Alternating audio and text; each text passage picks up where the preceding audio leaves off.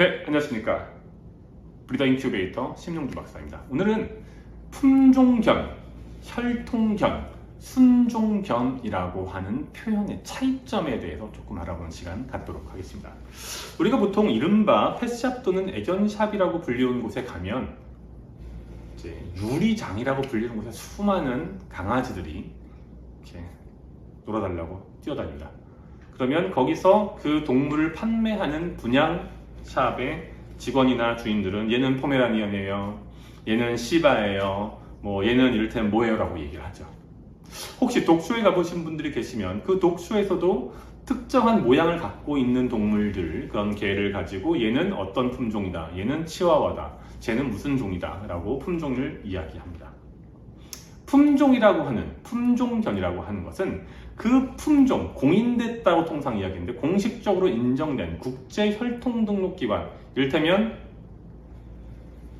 FCI나 또는 AKC, 기타 다른 지역 또는 영내 혈통등록기관에서 공인한 특정한 품종의 특성을 공유해서 누가 보더라도 그 품종이라고 이해할 수 있으면 품종견으로 보는 것이 맞습니다. 이때 우리는 혈통견이라는 표현을 생각하지 않을 수 없습니다. 혈통견은 혈통, 즉 가계의 족보라고 통상 저희가 얘기하죠. 영어로는 페디그리라고 하는데 그 페디그리를 확인할 수 있는 개체를 혈통견이라고 봅니다. 마지막으로 한 가지 더 확인할 것은 순종견입니다. 순종은 순수한 품종의 약자입니다. 순수 품종.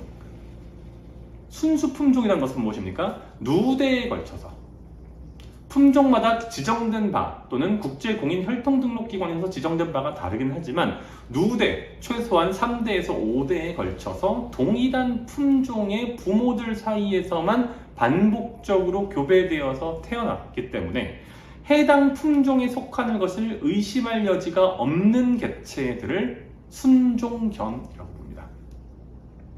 그러면 우리가 포메라니언처럼 생긴 개가 있거나 또는 비숑 프리제처럼 생긴 개가 있다고 할 때 그 개체는 그 개가 특정한 품종처럼 생겼으면 품종견이라고 이름 붙일 수 있을 것이고, 그 개체의 페디그리, 즉 족보를 확인할 수 있으면 페디그리드 캣, 통상 저희는 무엇이라고 얘기하냐 하면 족보 있는 개체, 족보 있는 집안 출신, 즉 혈통견이라고 부르게 됩니다. 그래서 품종견 중에 일부는 혈통견이 되는 것이죠.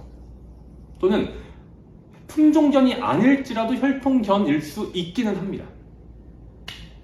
복잡한 얘기들이 들어왔네요. 그건 다음 시간에 좀 더 깊이 알아보도록 하고, 마지막으로 그러한 혈통견 중에 일부가 무엇이 될 수 있습니까?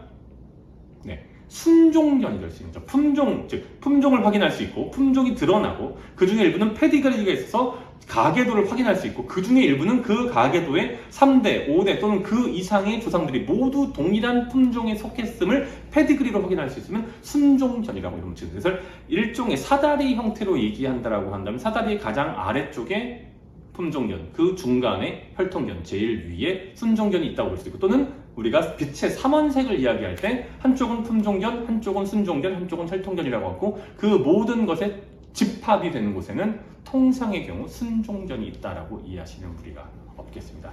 조금 복잡한 개념이긴 하지만 우리가 애견 브리딩, 즉 품종견의 브리딩에 대해서 논의할 때에는 브리더가 되고자 하는 분들은 품종견, 그 다음에 혈통견, 그리고 순종견이라고 하는 개념을 제대로 이해하는 것이 필요하고요. 통상의 경우 독쇼에 나갈 수 있고, 그 다음에 내가 윤리적인 브리딩을 한다라고 하는 전문적인 프로페셔널한 브리더들은 순종견을 바탕으로 일을 하게 됩니다. 다만 최근에는 그런 과정에서 이를테면 말티프라든지 기타 다른 하이브리드 품종 또는 하이브리드 개체들이 생산되는 과정에서 그것과 관련해서 조금 복잡한 논의들이 벌어지고 있는 것도 사실입니다. 이런 부분은 저희가 뒤로 가면서 천천히 말씀 나눌 수 있는 기회에 얻도록 하겠습니다. 품종견, 혈통견, 순종견, 조금 알쏭달쏭하기도 하고 무엇인지 궁금하셨던 분들 많으실 겁니다. 이번 기회에 어느 정도 개념을 잡을 수 있으면 좋겠습니다. 더 흥미진진한 애견 브리딩에 대한 이야기로 찾아뵙도록 하겠습니다. 브더 인큐베이터 심영주 박사였습니다.